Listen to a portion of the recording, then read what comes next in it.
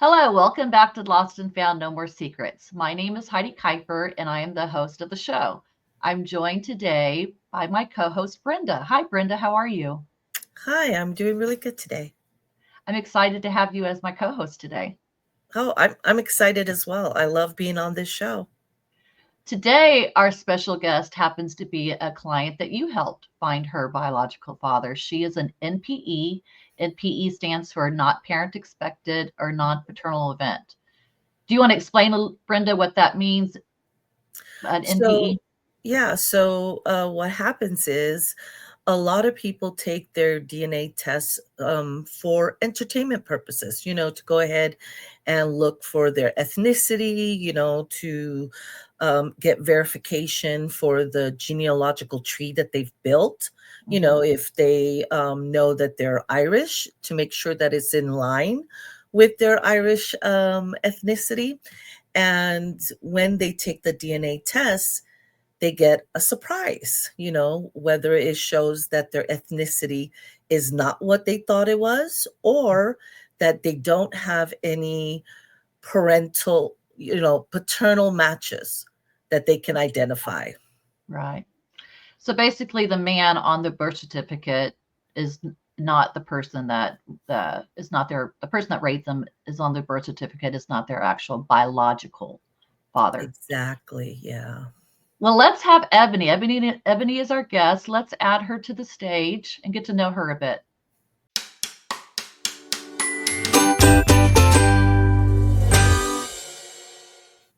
Mhm.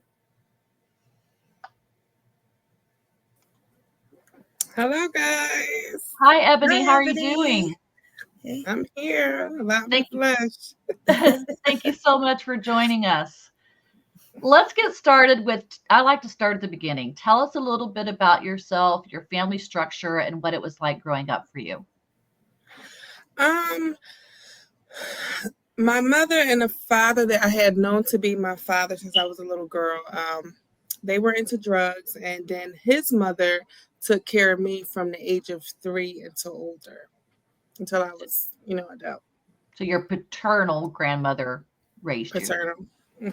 paternal, and I was with her majority of the time, but between her and my aunt from my mom's sister, like they raised me and my sister back and forth, kind of Okay. like. What prompted you to take a DNA test? Um, my mother never knew her father, and I was like so interested. She was over it, like she didn't care. She was happy with her, not happy with her life, but just like it is what it is. And I'm like, I want to know your father. I want to know your father.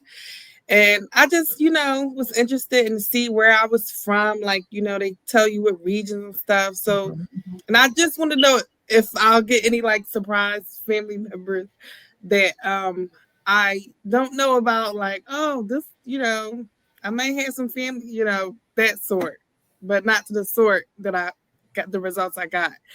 But yeah, to find my mother's father and just, go back into family history. Got Mhm. you. So you get back your ancestry DNA results and what happened? Um, I see that I have brother, um, and like an aunt and some cousins, and I'm like, instantly look him up on Facebook. And the first person I see, I'm like, oh, this must be the guy. And so her message is like, you gotta be my father's child. You gotta be my father's child. Showing him comparison pictures, everything. He's like, no, no, no, no. You belong to us. He's your And my father. father and my aunts, and then he showed me like um family on his father's side that's also on Ancestry, that's also I'm linked to as well. Did you have Mhm. any So suspicion at all that the man you thought was your father was not indeed your father, biological father? I never did, but it was like I never did, but it's like in like this year I was like I'm asking to walk in purpose, like just be purposeful with everything. And I I kind of felt like a sense I didn't belong, but um yeah, I always kind of felt that sense, like, what is going on? Like, but well, I'm sorry. What was the question? I got lost. You answered it. Did you have any suspicion that the man that you thought was your biological father was not? No, I never had no suspicion, but I always, playfully like, okay, what if I belong to like this rich family, or just playfully saying it, but Yeah, not really. But did you, like, once you took the DNA test, did it, like, make you realize, like, oh, okay, this explains a lot? Yeah, it was like a battle. It's like, okay, I got father. Is it true? Like, so my father, it's like a mental battle, because it's like, oh, the family that raised me is not really my family, and the grandmother that I have known to be my grandmother, and she's like such a guardian, like angel to me, like she's not really my grandmother. So it's like a mental identity thing crisis. that I'm right. But it's a good thing that I found I have a family. It's like, it's such a blessing, but it's like, it's still like a mental, and I don't have an answer from my mother, so it's a mental thing that's going on. That was my next good question. days and bad days. That was my next question. When you found out, because you had a half brother match, when you figured out who your biological father was, you go to mom, and what does mom say? She's like, she gets upset. She's like, I told you who your father is. And I sent her DNA too. So I'm like, well, it says you're my mother, so it's not lying about that. Right. I told you who your father is. Don't ask me no questions or whatever. And I'm like, well, this is not the case. So it's like a battle between me and her, because I have questions now, and she's like on a extreme defense. Wow. So she doesn't know who this guy. I showed her picture. She doesn't know. So it's just like, right.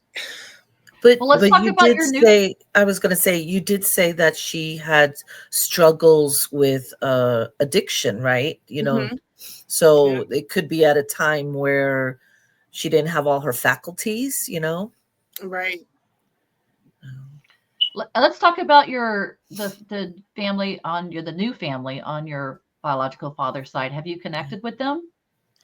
Yeah. So the first, I talked to the brother on Facebook. Then I reached out to my potential dads. Well, my father through Ancestry. I reached out to his sisters on the phone, and she had within that same week that I found out, she had a birthday that Saturday, and she lives in Colorado, and she said her sisters are going to meet her there. So I'm like, and she invited me to the birthday. I'm like, okay, this is a good, way to meet them. Right. So I flew to Colorado that same week. Wow. Met them. And then that was January 4th. Her birthday was on January 4th. I found this information out December 24th. You didn't mess around, girl. You hopped on that plane. Hopped right to it. Right. December 24th, I found out. January 4th, I went to Colorado to be with them. Then last week, I just met with the son. He lives in Maryland. He drove to Maryland. I met him at IHOP, and he said he was going to do some trying to figure out the last address that he picked his father from. Because before then, I was like Googling his background, like going to previous addresses, and it was no results in finding him. So he said he was going to look to see where his last address is. He gave me the address last week, probably, or a couple days this week. I went to the address, and I knocked on the door, and the neighbor, it was like a complex. The neighbor's like, I was like, Brian's here. He was like, yeah, he's downstairs. I was like, and I knocked. I mean, you went right to his place? I went, and it was nice. It was nighttime, like 10 p.m. I'm like, my God, Ebony, you're so brave. I know. You went by yourself? You went by yourself? By myself. I had waited till my sister get off work so I can borrow her car, and I went by myself, and I called the brother. He was as soon as I got confirmation that was his place, that he lived there, I called the brother, And he was like, walking me through the process, like, I'm gonna let you know if it's him or not. And he answered the door. It was him. Well, you have to walk us step by step. What did you say? Yeah. Yeah. So he's kind of like the father. He's kind of like estranged from the family. They say he's been dealing with mental health issues for the past 10 years. So when I knocked on the door, I told him, because I'm like, he's like, who is this? I'm like, I'm your daughter. My name is Ebony. He's like, who? I'm like, I have Kwame on the phone, so Kwame could be the middle person, like to confirm. That's your brother? And he was like, that's your brother? That's your brother? Yep, that's my half brother. Okay. Yep. And he's like the middleman, like, Dad, you have another daughter. And he's like, oh wow. And I guess the son started asking him questions, and I guess him and the son is like in a rift. So he said he didn't want to talk until the son hung up. So yeah. So we hung up the call. I hung up the call with Kwame, that's my brother, half brother. And I went inside his apartment. It was the scariest thing ever, but yeah, it was yeah, he lives in disarray though. He got roaches galore. Oh my God. Which but I was in there. I said, this is my father. You never know who your family. Your family is your family. That's right. But I sat down and I talked, and he was like shaking. He was like, I always wanted to know what it to be like to have a daughter. And like he was like shaking his hands like, am I dreaming or so yeah, he loves to talk. So he basically said he don't remember my mother neither. So wow. How far away does he live from you? He lives like a 30-minute drive. Oh, close. Well, that's not bad. Yep, he lives like a 30-minute drive. But it was definitely a nice visit. I stayed there for probably like maybe an hour or two. When I left, he gave me a big hug. He cried. He was crying tears, like, oh my God. He was like, I want you to call me every single day.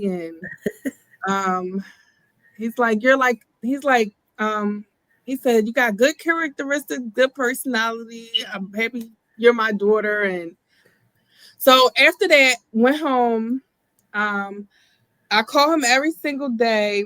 And he sent me a bunch of messages, and then like a couple of days later, like his phone like went to voicemail, and I haven't been able to get in contact with him. It's been a couple of days. It just goes to voicemail. I asked my sister to call the phone, but it's going to voicemail too. So I think I'm gonna try to go up there today just to knock on the door and see if everything is okay.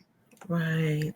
Oh yeah. I hope there's a good explanation. Maybe maybe he's in the hospital or right. Yeah, I was gonna ask. My sister's. I was like, did he block me? Because the son was like kind of warning me, like, be cautious or whatever, because he can like cut you off, like. So and I thought that was the case, but then I asked my sister to call the number from her phone. She says it goes to voicemail too. So yeah, I'm taking another visit up there. Hopefully, today. Right. So the concern about his mental health issues, is that what comes into the relationship being strained from his family because of that? Mm-hmm. Yeah. Yeah, he thinks everybody is against him, and nobody agrees with nothing he says. But he's also that person, like he told me, he said, I'm the best advice. You won't meet nobody else that gives better advice than me. He's like, I have the answer and nobody else don't. That's the type of person yes, but well, yeah. I'm trying to put myself in your I'm trying to put myself in your shoes. You would knock on the door at night. He opens the door, you go inside, you sit down, and you are looking at the other half of your DNA, your biological father for the first time. Are you dissecting like his hands and his nose? I mean, are you trying to compare physical attributes? Tell me more what that was like. You know, I'm looking at his hands. I'm listening to the way he's talking, because he's just talking like nonstop. He loves to talk. And I'm like, could this, this is it. I'm here. It felt like a long time. It's feel like from all the research I've been trying to find him, it feels like a long time, but it's really in a short amount of time. But in my mind, it was feel like a long driven out process. But I found this out December 24th, and research information popping up at apartments, and here it is, the beginning of February. That's right. Short amount very of short time. Yeah. There's people that wait years for their answers. Yeah.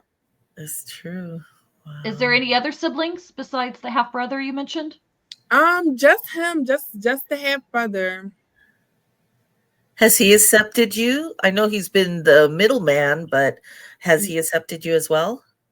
Yep, he's been like in communication with all the family, and he's supposed to have a Super Bowl party in Maryland this Sunday, so I'm going to catch the train up there to go visit him and his family, and then another aunt and cousin is going to be there also as well. Oh wow, that'd be fantastic.